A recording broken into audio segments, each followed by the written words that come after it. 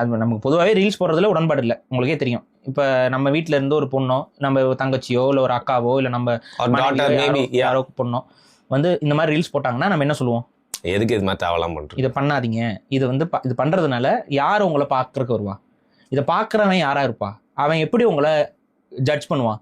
So அதனால இது வேண்டாம். நான் எப்படி ஜட்ஜ் பண்ணாலும் பரவாயில்ல, நான் இப்படி தான் இருப்பேன்னா இது வந்து ஒரு மெச்சூரான ஒரு விஷயமா யாரும் பார்க்க மாட்டாங்க. இல்ல இப்ப ஒரு பையனும் பொண்ணுங்க, ஒரு பையனே கூட ஒரு பர்பஸே இல்லாம ஒரு ரீல்ஸ் போட்டானா ஏன்டா பைத்தியக்காரமே? பொண்ணுக்கு மட்டும் இல்ல, நம்ம இந்த பசங்களுக்கு நான் சேர்த்து சொல்றேன். இது வந்து இந்த இடத்துல வந்து ஒரு ரீல்ஸ் போடுற பையனை வந்துட்டு யாரும் வந்து சீரியஸா எடுத்துக்க மாட்டாங்க. புரியுதா? இவ்வளவுதான் விஷயம். நீ போட்டுக்கப்பா, நீ சீரியஸா நீ என்ன ஒரு கலை வடிவமா போடு, நீ அதுல முன்னேறணும்னு நினைச்சு போடு, நீ என்னமோ பண்ணு. பட் யாருமே உன்னை சீரியஸா எடுத்துக்க மாட்டாங்க. சும்மா ஜாலி ஃபன்னுக்கு பார்த்துட்டு தட்டிட்டு போயிட்டே இருப்பான். இவ்வளவுதான் விஷயம். அதே தான் பெண்களுக்கும் நடக்கும். யாரும் வந்து உங்களை சீரியஸா பார்த்துக்க இது பண்ண மாட்டாங்க. இது பண்ணும் பொழுது பொதுவா ஆண்கள் வந்து ரொம்ப ஜட்ஜ்மெண்டலா இந்த பொண்ணுங்க வந்து நமக்கான ஒரு ப்ராப்பர் லைஃப் பார்ட்னரா இருப்பாங்களாங்கிற அந்த சந்தேகங்கள், அந்த குழப்பங்கள்லாம் ஆண்களுக்கு வர தொடங்கும்.